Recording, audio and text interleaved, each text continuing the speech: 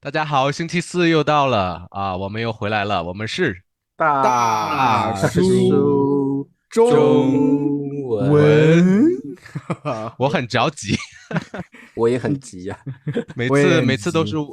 开场白都是我。今天我们换一下主角，由灿叔来介绍今天我们的主题。好的，好的。也今天我们三个说了一下，想聊一下父母，因为怎么说呢？我觉得一个人的成长啊，其实肯定会受自己父母很大的影响。你长成现在这个样子，你的为人处事、你的性格等等，一部分是天生的，那也是父母给的。父母什么样对，性格，通过基因遗传影响嗯，你。另一部分就是你从小到大看你父亲、母亲的行为方式，你会去模仿他们。特别对，是我是觉得，像男孩子一般会学习父亲的样子。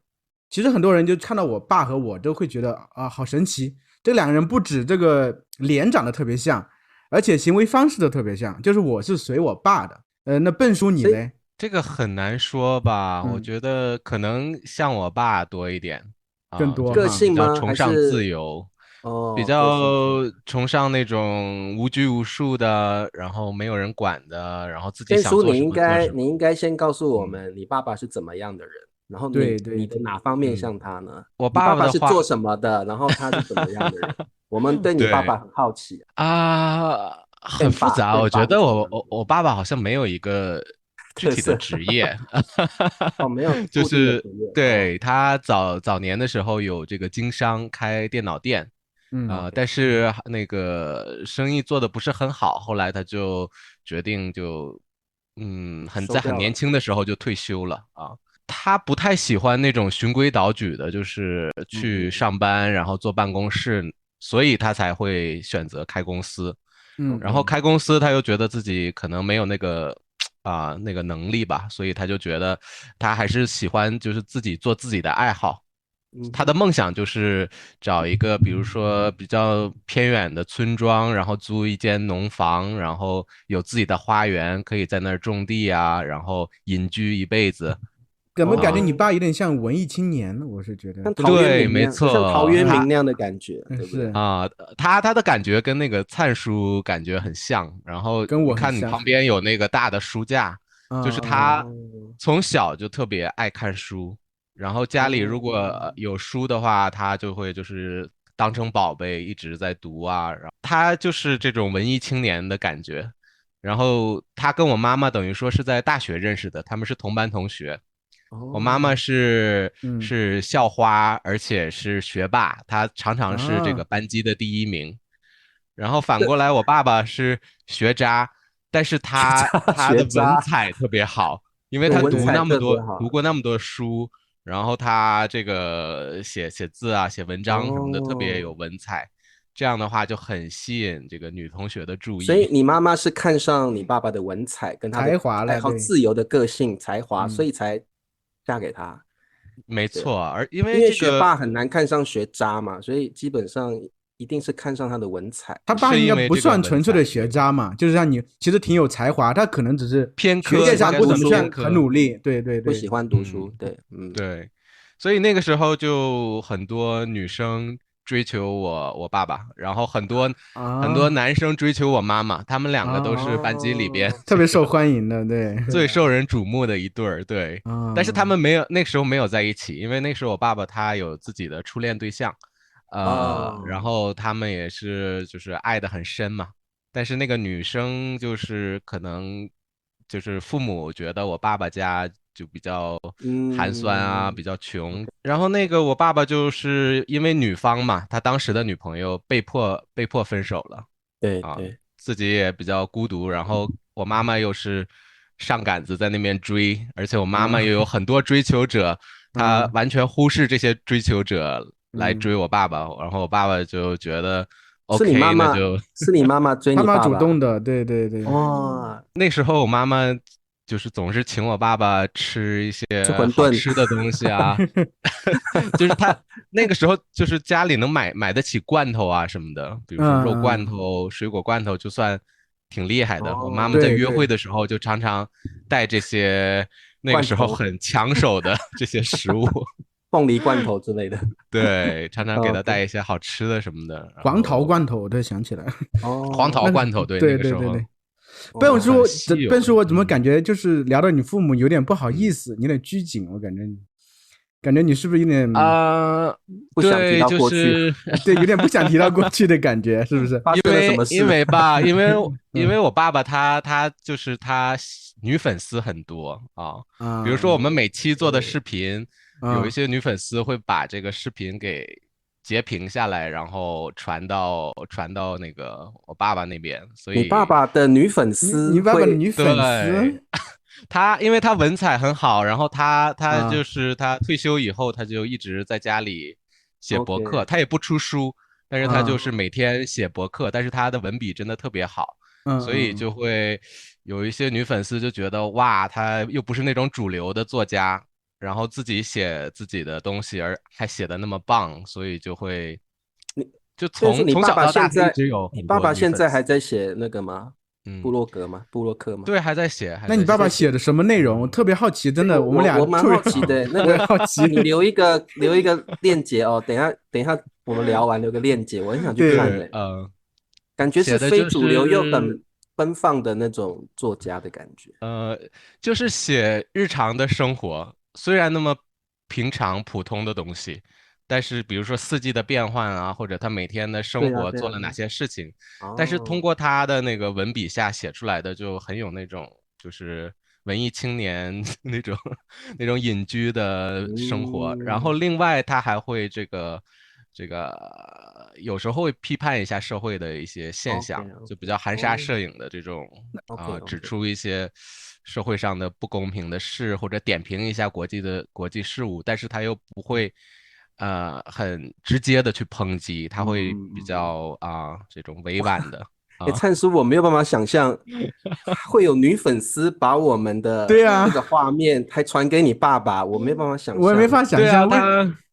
他女粉丝很多，就是每次去他那边看看的话，家里都是好多女粉丝寄过来的礼物啊，吃的、喝的或者用的东西。灿叔，我觉得嗯变叔他爸爸是一个很特别的嗯，爸爸，对对，很特别对，的爸爸。太特嗯，别了，不是正规我们想嗯象的一个爸爸的角色，对不对？就是和我想象完全不一样。因对，为完全从他不一样啊。前几集聊童年的时候，我感觉是一个嗯，很严厉的爸爸，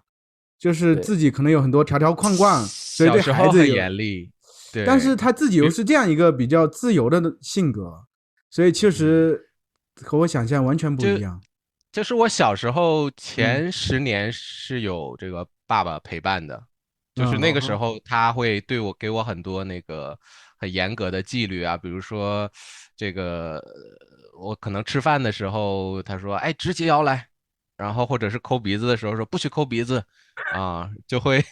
就会给我一些命令啊，就是啊有时候我一听就突然就支棱起来就是其，OK，实感觉性然后格是很对我而言感觉挺矛盾。你要说和我有嗯点像文艺青年一嗯样，其实我们这种类人首先嗯崇尚自由，对孩子一嗯般会比较放得开一些，不会把很多东西哦，强加给对孩子对身上的。按道理对，就是按道理是因为我爷爷比较严格，哦，而且他还啊，经历过那个文革嘛，对对，明白明所以白。我爷爷的那个感觉就是特别严父，特别对孩子特别严厉。然后因为这个文革的折磨以后，就明白是性格比较冷，然嗯，后对孩子对对对，不会有一些这个温暖的表达，有时候也会打孩子。那我爸爸可能就是受我有点爷爷影响很多。影响。然后把那个东西就带到我身上来了啊。那笨叔，你觉得你爸嗯爸给你的个性带来什么嗯，样的影响呢？就是我现在就是特别的乖的感觉，就是我觉得有一些人会真的去做一些很疯狂的事情，我可能对，就做不到。中规我的中矩啊。性格，对，就是会，就是我是讨好型人格，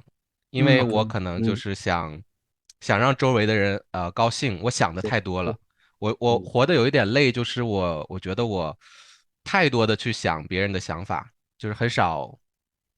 就是觉得应该不考虑自己让自己的感受。对，对会想保对对，持一个对，好的形象在所有人的眼中，但这样挺累的，我觉得。很累很累，这样的很方式累很累。很累呢。对对，那对，你为嗯什么后来又就是毅然决然的，嗯就是离开我们的祖国，然后啊四海为家呢？因为我之前听你说过，对啊好像本来是准备去拉美那边的，因为疫情的关系对才留在了西班牙。嗯你肯定以前是准备到处流浪吗？还是这地方待几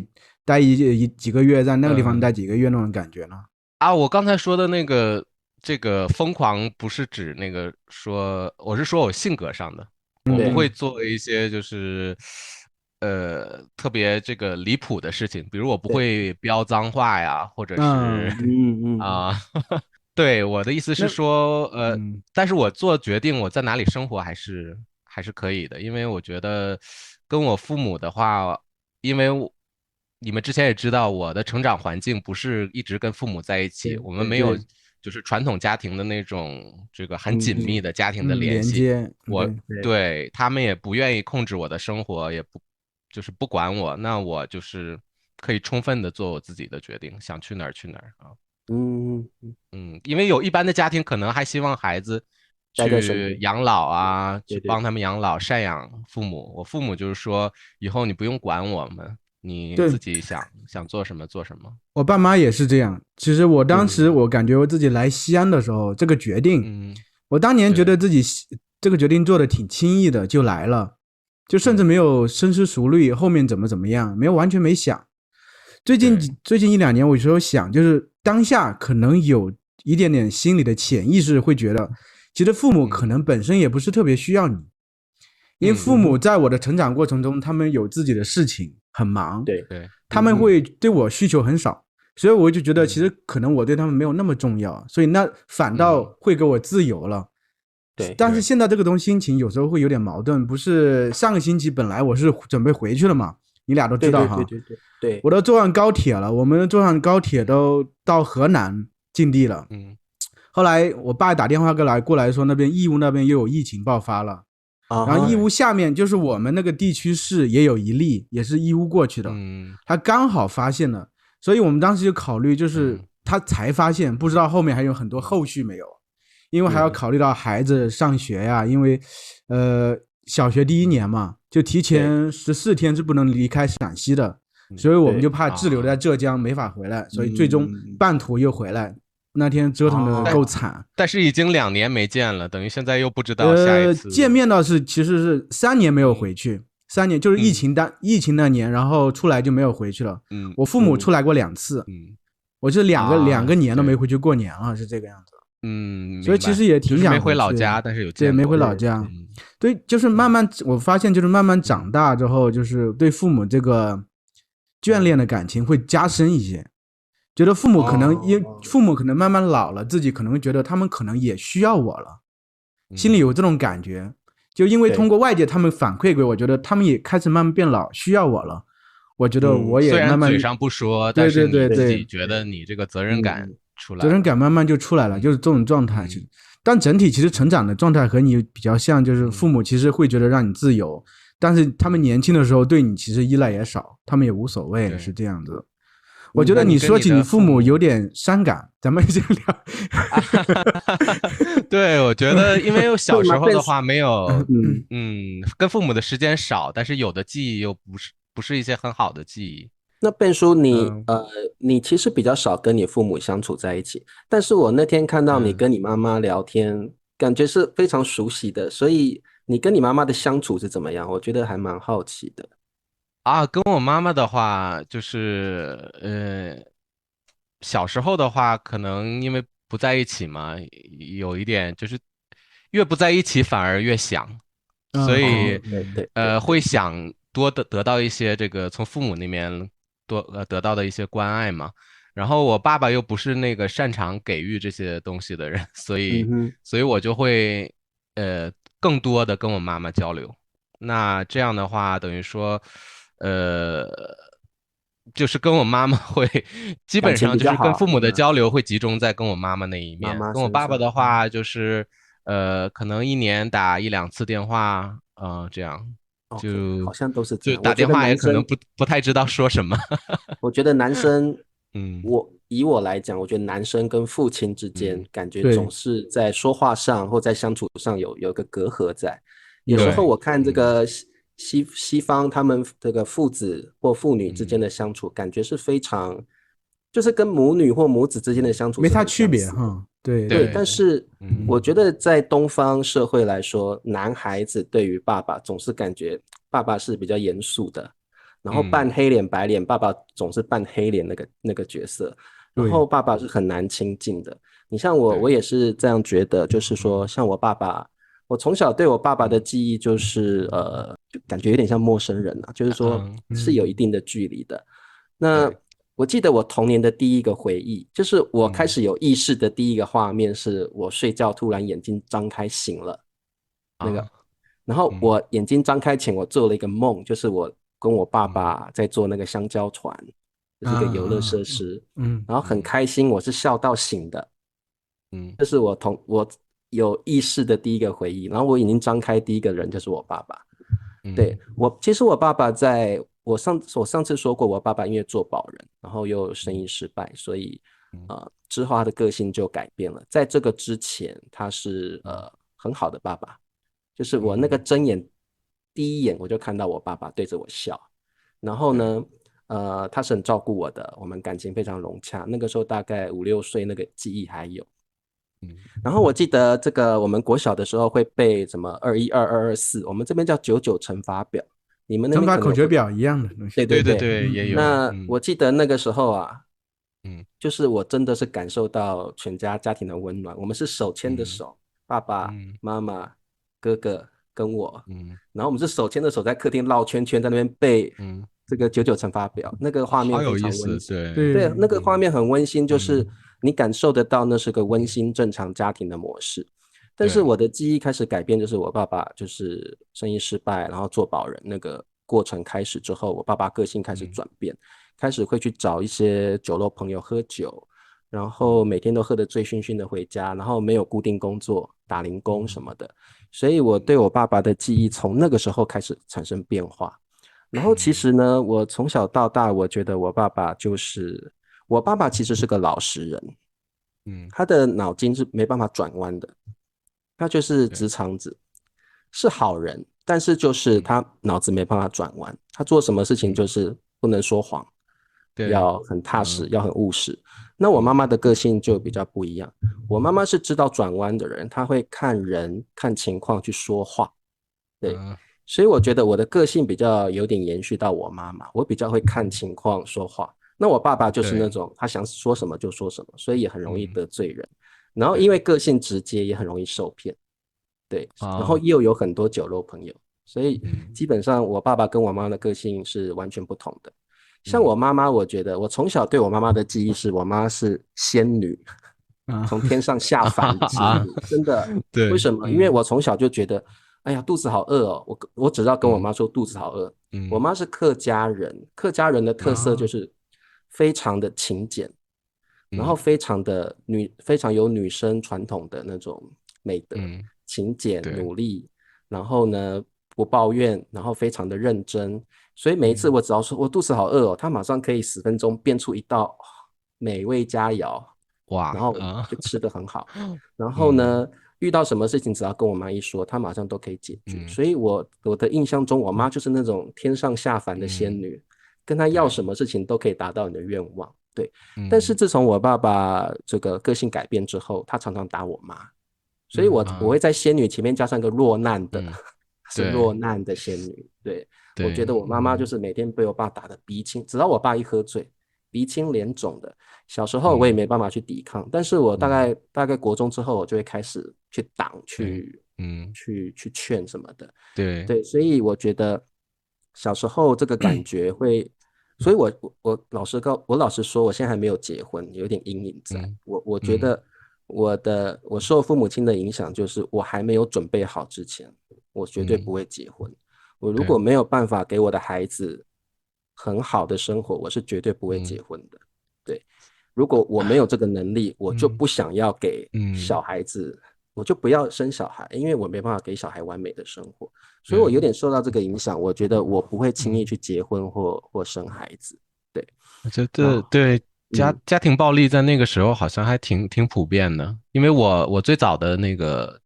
童年记忆也是就是这个我爸爸把我妈妈打伤了，然后眼睛就是流血，然后就要去看医生。那我最早的记忆就是这个，就觉得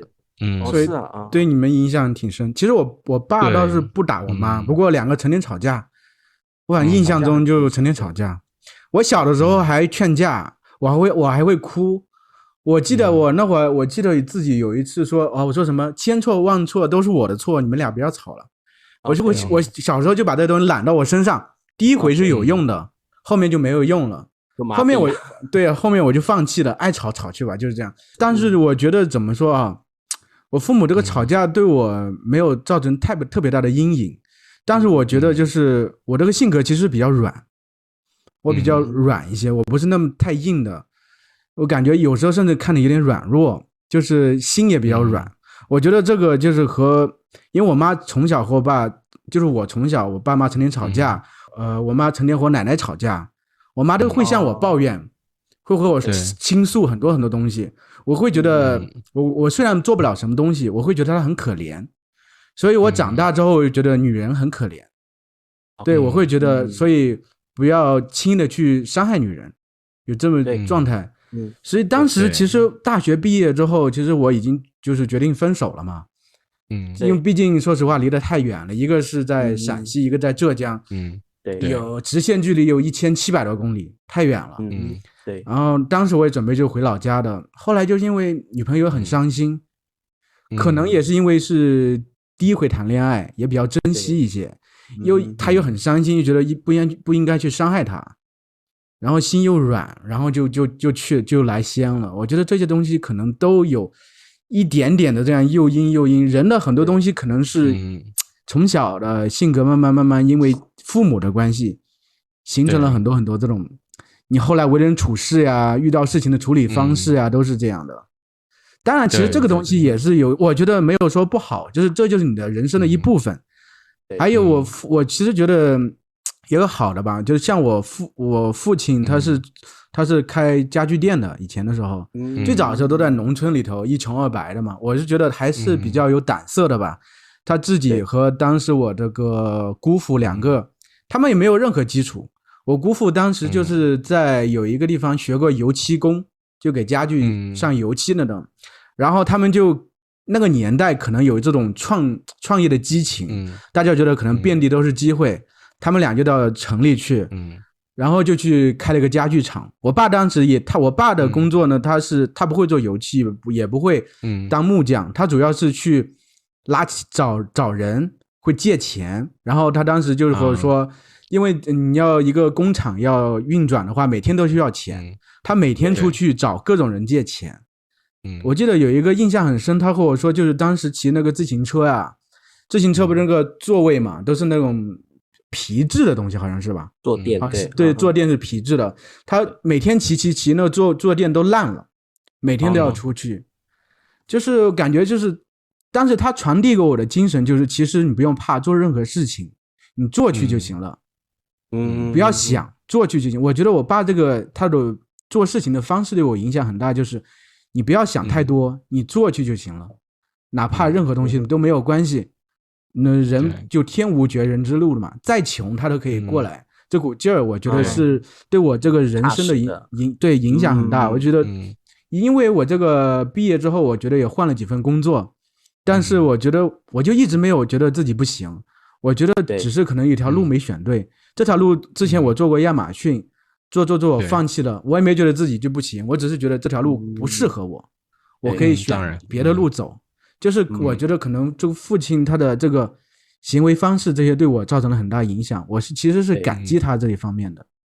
我觉得不止童年成长不止有坏的，肯定有好的嘛。其实我觉得这个我对父亲这个角色我觉得很有意思，就是尤其是东方社会的父亲，像我爸爸跟我哥哥前几天吵架啊，又吵架，然后我就是在吵什么，我就出去听，很好玩。我爸就说，你像我们家两个男生嘛，我爸就说，你看呢，你们又不像女孩子一样哄我嘛，哄我嘛，讲个好听的话也不要，你们讲话就是这么伤人。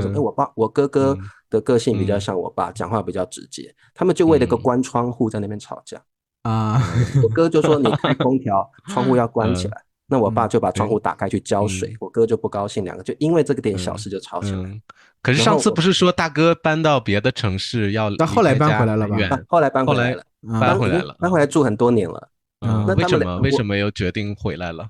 这个我讲我哥又可以讲好几集了。哎，对，我就是成天早上有时候和理查老师发信息的时候，理查老师说我去买菜呀，就是你难道现在是家里充当女人的角色？就是因为我妈已经往生，我知道，就是做饭呀、收拾家务都是你吗？应该这样讲，我妈往生之后买菜是我去买，但是做饭呢？做饭是我爸爸。你爸爸还能做饭？我完全不会煮饭，对，那是我爸来做饭。那变成我妈妈的工作是由我跟我爸分担了。那你哥呢？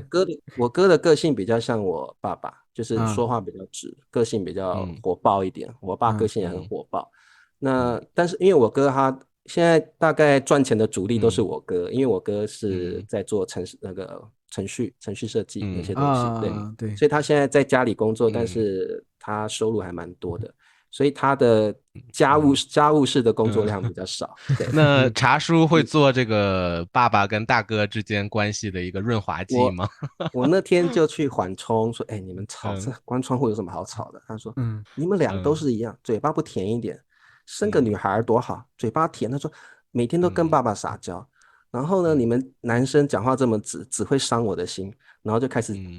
又像抱怨，又像很惋惜没有，然后又开始讲你们两个都不结婚，我想要抱个娃我都没办法，就是他从关系开始延伸到那么多。那其实我就想到爸爸的角色，就是说，我就跟我爸说，你从小到大从来没有教我们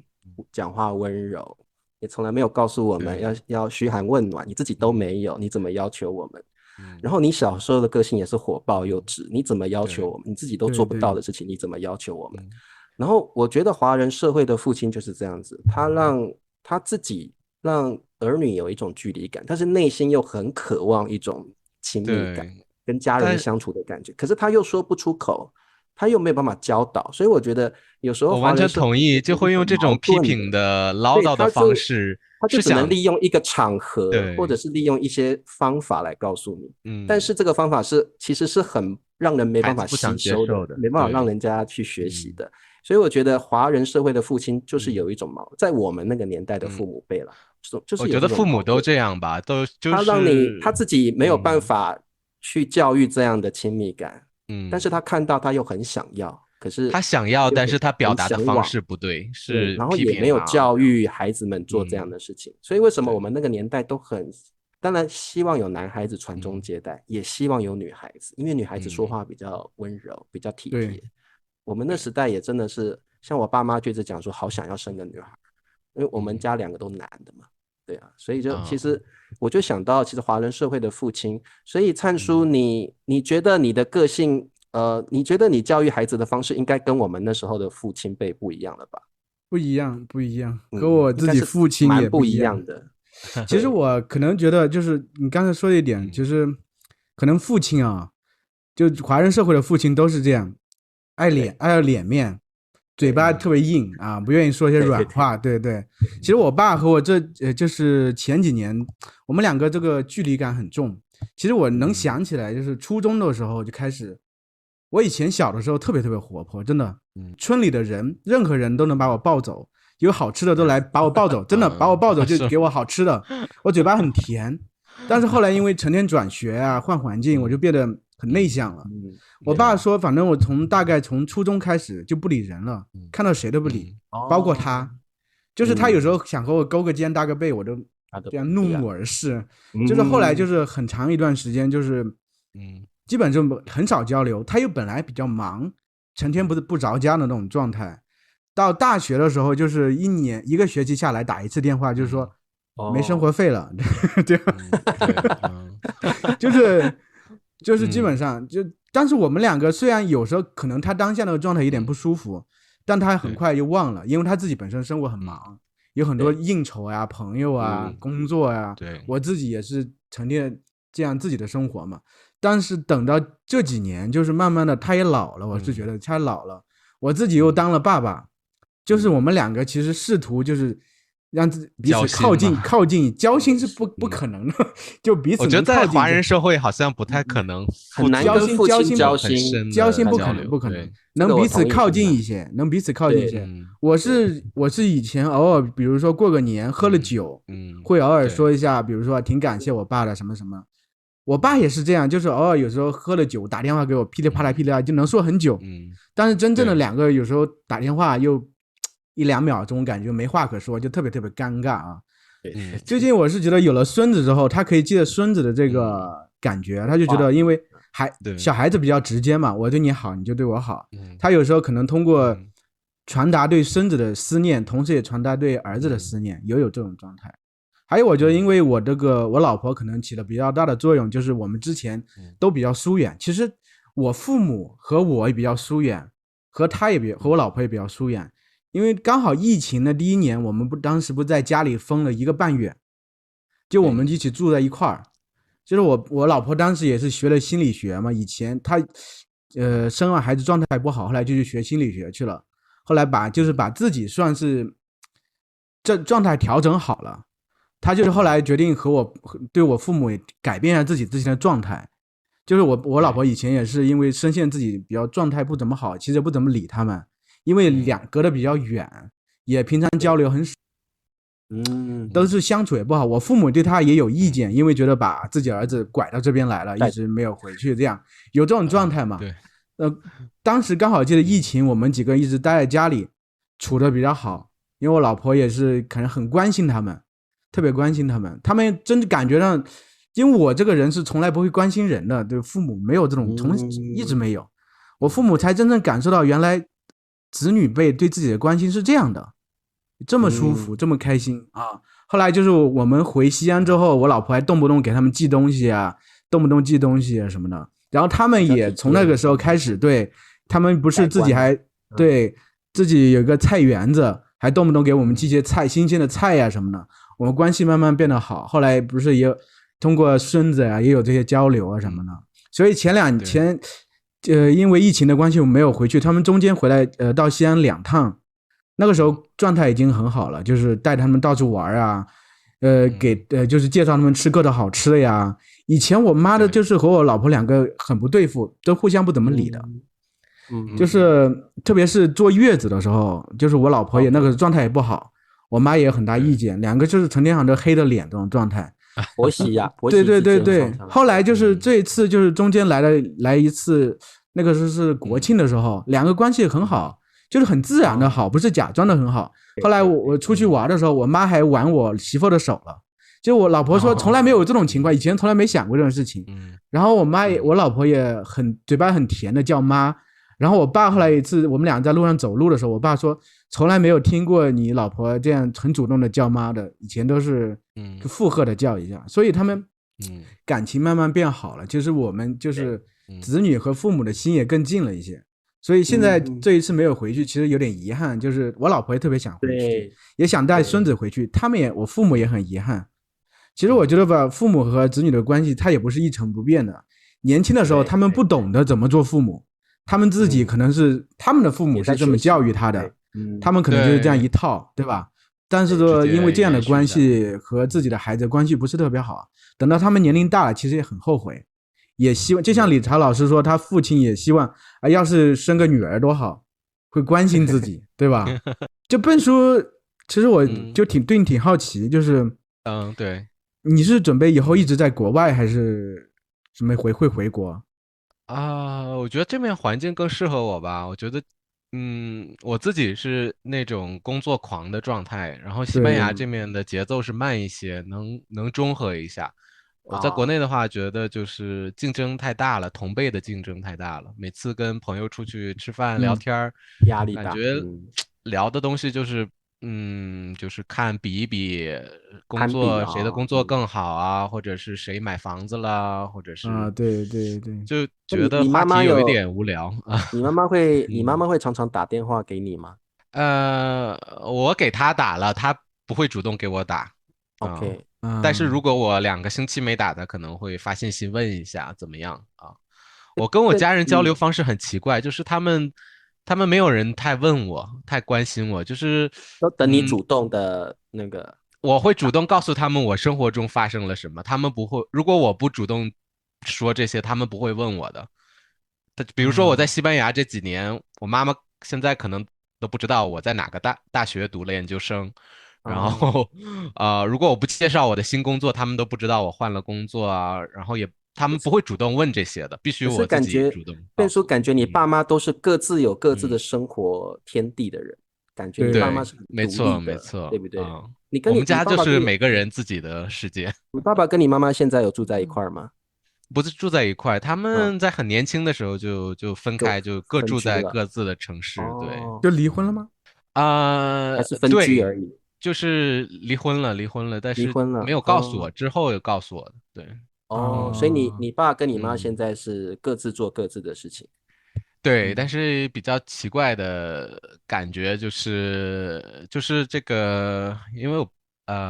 哎，我家很复杂的关你家系。很复杂。没事，就我爸爸没事年轻时没事。候戾气比较重嘛，然后就嗯，哦，你这样家暴讲就对了。比较 OK OK，多。你像这嗯种家暴的情况，我嗯家也是有。我不是说我嗯爸每天打我妈，但是一旦嗯，打的时候，就嗯是椅子什么抓得到的东西，就会往我妈妈身上招呼去。所以我小时我大概到了国中，我就要学会跟着我爸，嗯，跟着我妈去反抗这种家暴的东西。那对，但是我妈是我刚刚说过，我妈是客家人，比较嗯逆来顺受，所以就算是这样子，为了小孩子，我妈妈真的很厉害。她嗯可以去，她可以跟我爸爸去工作之外，另外自己再找一份工作。嗯，这客家人非常勤奋，他就是不管自己有多忙。那他对，最厉害、更厉害的是，他早上做了一份工作，他中午怕我跟我哥饿着了，还会回来嗯煮东西、煮午餐，对，煮好再去嗯工作。那你妈就是说，真是，非常伟大的嗯女性，就是说，她早上忙到不行了，心中嗯还想着说，中午有2个小孩在家嗷嗷待哺，嗯回来煮个东西，煮嗯，对，完马上又出去，看一切都打理嗯好，还可以煮完还可以把家里整理一遍，再对，去下午工作到大概晚上才回来。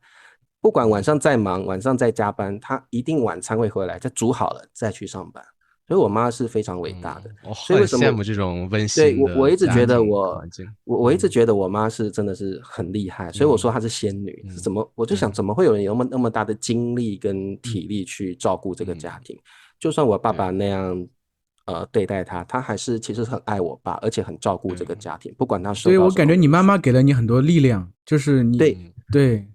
而且我妈其实后来，嗯我后来懂事了，我高中以后我都住外面，对，因为嗯我之前描述过我的童年，所以我其实高中之后我就住外面，住嗯，学校，住外面都有。那对后来我上大学的时候发生了一件很大的事情，这个事嗯情就是，我妈其嗯实有一阵子是跟我爸去做就是工地的工作，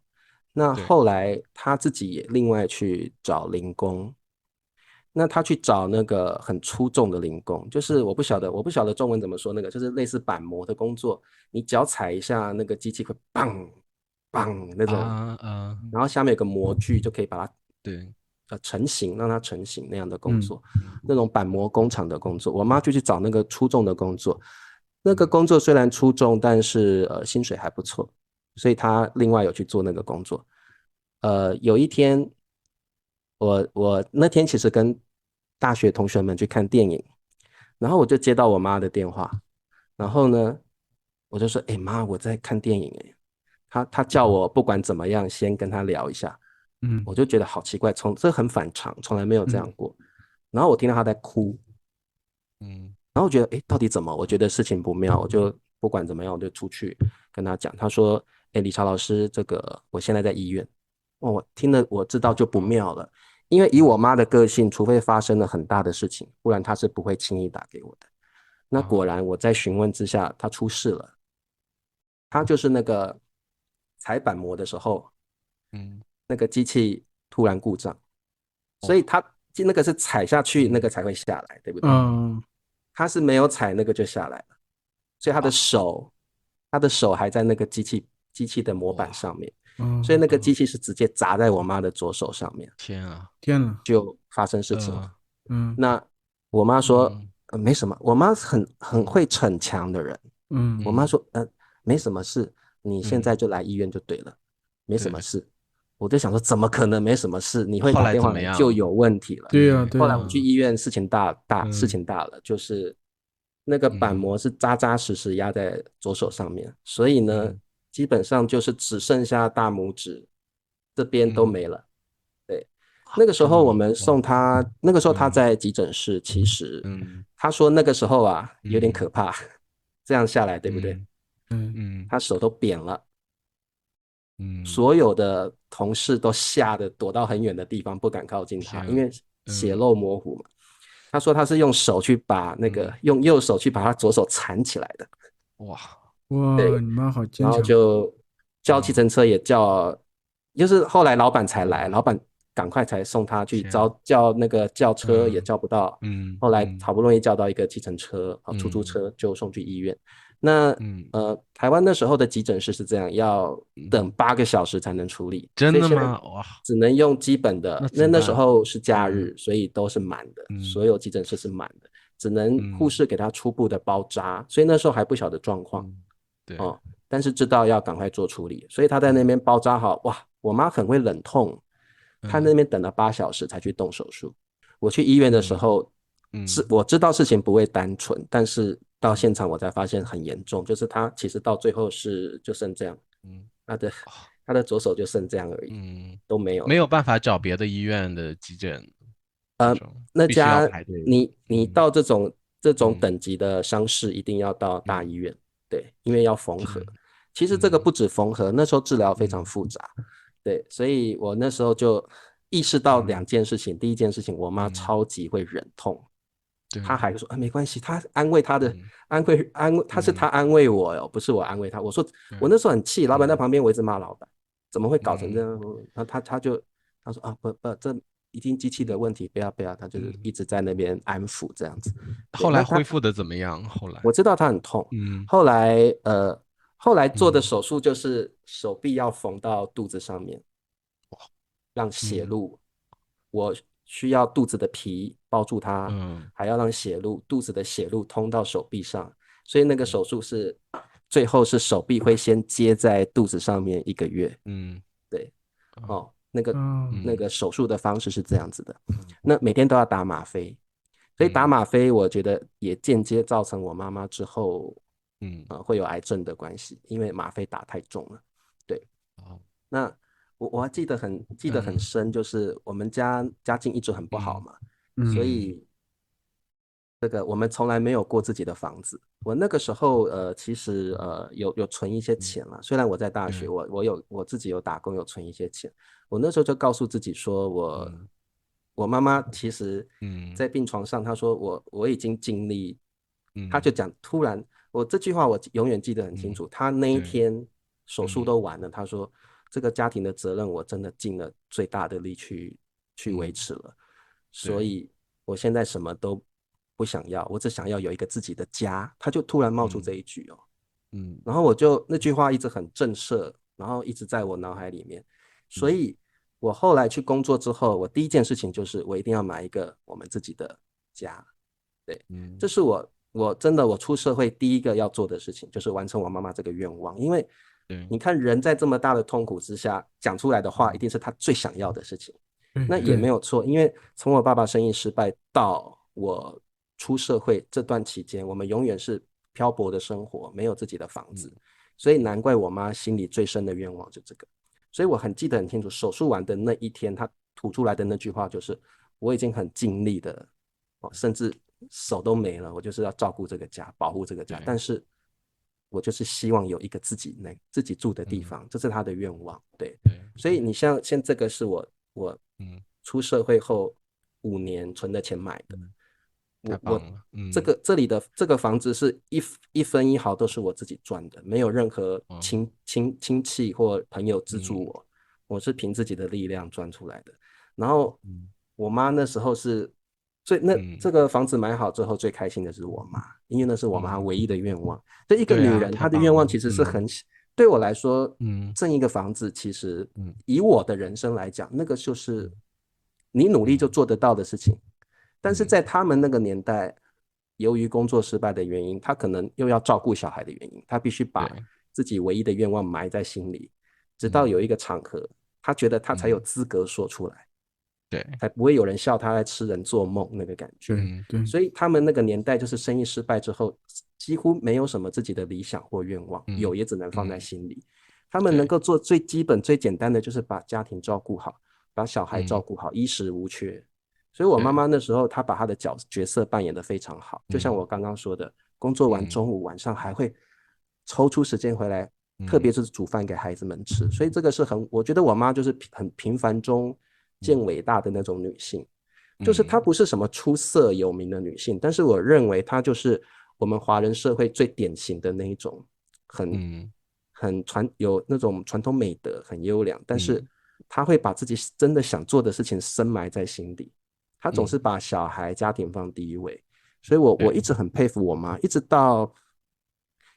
他这生病的这1年半，他仍然没有，他还是这样子，他不管再痛，他绝对不会说出来，你看得出他很痛，他不会说出来，他就是不想让你担心，所以这也影响了你，对不对？你现在面对事情都觉得没有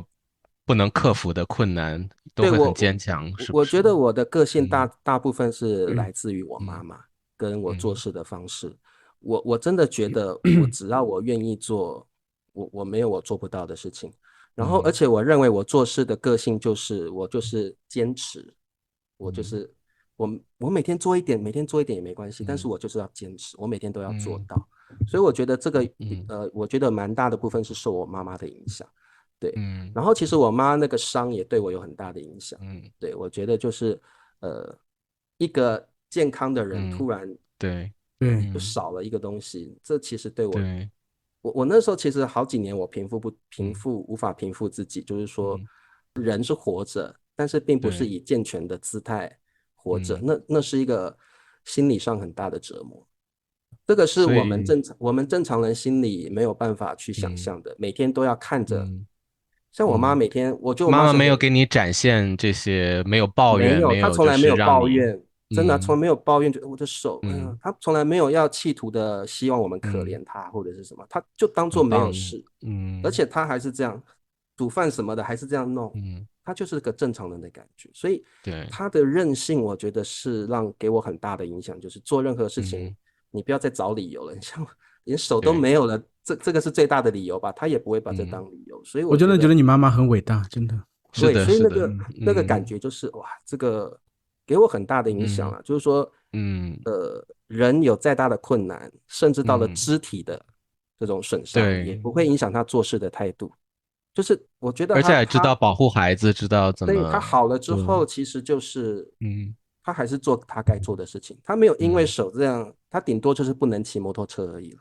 因为没有办法骑了，其他的事情我觉得他就跟以前没有什么两样，而且他从来不抱怨。我觉得我妈妈的个性没有影响到我哥哥或我爸爸，但是很深的程度是影响到我，尤其我做事的态度跟模式，我觉得随着我年纪越大，反而更受我母亲的影响。所以我说那天听了你这个童年，感觉好悲惨，但是我感觉似乎有一束阳光照耀你的童年。一定有一个女性的温柔的、有韧性的，然后很能够来维系这样的一个过程。如果没有这样的一个角色，基本上这个过程就是支离破碎的。对，所以我觉得我妈妈那股力量是很伟大的，很强大的。对，灿叔，你的父母的相处模式是什么样的？我父母相处模式呀，就是之前你说吵架，但现在还吵架吗？或者是现在吵得少了，现在也没什么吵了，的年龄也到那块儿，老夫老妻了，老夫老妻了。就是反正我爸是这样，吵架的话是这样，我爸不会直接和我妈动手，他其实很多时候甚至不会直接和我妈吵，他任着我妈去吵去喊，摔东西。我爸可能偶尔还几句嘴，然后摔门走人。这其实对我有影响，就是我觉得他的行为是回避很多东西，回避不好的东西。其实这个东西对我性格也很大的影响，就是我面对有一些不好的东西，我会选择性的回避它。吵架了或怎么样，我会选择回避，特别是面对这个情绪上的东西。这是跟我爸是一脉相承的，我觉得。其实我觉得笨叔，你之前我对你这个，你之前不是被骗过一次吗？对，大学的网恋，对对，但是后来你就没有谈恋爱了吗？年轻小伙子这个荷尔蒙也比较多，比较燥热，为什么就没想着再去就有谈恋爱？爱，但是没有，就是不是认真的谈恋爱，就可能是感觉，也不太相信爱情吧，因为从那个父母那边的感受嘛，然后就可能就是，随便交往的这种比较多的对象，但不算是对象，就比较有点那个花花公子的感觉，花花公子的感觉，就是不需要，因为那时候还跳街舞嘛，那时候还挺瘦的，所以也那个时候年轻时候比较受欢迎，所以就跟很多人都说不太清楚那个关系啊，比较暧昧。原来你是这样的笨叔，笨叔其实不太想谈太认真的恋爱。我没有大学没有超过，就有一段比较像是认真的感情，但是没有超过9个月啊。9个月也可以了吧，挺长了。9个月算长了，9个月9个月算长。对了，父母亲的相处还是会影响到谈恋爱的态度了。讲有点沉重了，这期真是。对，但现在我都找到了比较平和的跟父亲相处的方式，比如说我去他那边看他吃饭的时候，他都会给我们做饭啊，然后就已经人大了之后你妈妈还会去拜访你爸爸吗？会啊，就像朋友一样了，是吧？对，就过去，然后，哎，很奇怪了，他们的相处模式我说不清楚。就是虽然已经法律上那个已经不在一起了，但是，但是就是感觉还是有联系的，亲情还在吧？就还会每年可能去可能还是相爱的吧。哦，相爱倒不一定，我不觉得他们有爱的情愫在爱的那个对啊，我是这么感觉的啊。好，所以今天本来我以为今天会聊的比较轻松，聊一些父母的爱情，没想到最后挖一遍各个大叔的故事之后，反而显得比较沉重。但是我觉得很有意义了，聊一聊，然后对2位大叔有更多的了解。对，我们对你也更深的了解了。对，就是突然有一个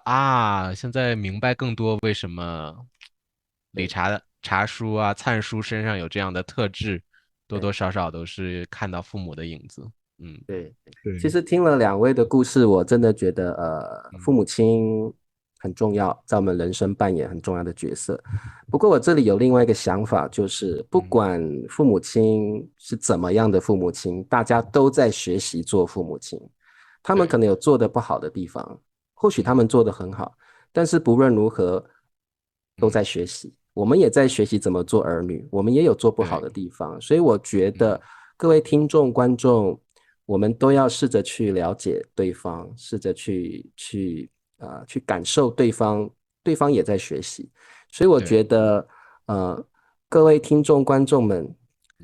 不管你住在外面还是跟父母亲住在一起，我们都珍惜这一段缘分，因为能够身为亲人就是一件不容易的事情。我这边很建议大家，如果你住在外面的朋友，打个电话跟爸爸妈妈说声好，了解一下爸爸妈妈在做什么，了解一下你的爸爸妈妈，问候一下你的爸爸妈妈。那如果你在家里跟爸爸妈妈在一起，真的要珍惜这段缘分。家人能够住在一起，我认为是全世界最幸福的事情了。这是全世界最幸福、最棒的事情了。所以不论如何，珍惜与父母的缘分，然后要以身为他们的儿女为荣。我觉得这样的想法是最好的。对，大家如果喜欢我们的频道，就一定要点赞，然后推送给你的朋友。如果你觉得他们感兴趣，让他们也关注大叔中文啊。所以谢谢大家。好，我们下周4再见。再见，拜拜，拜拜。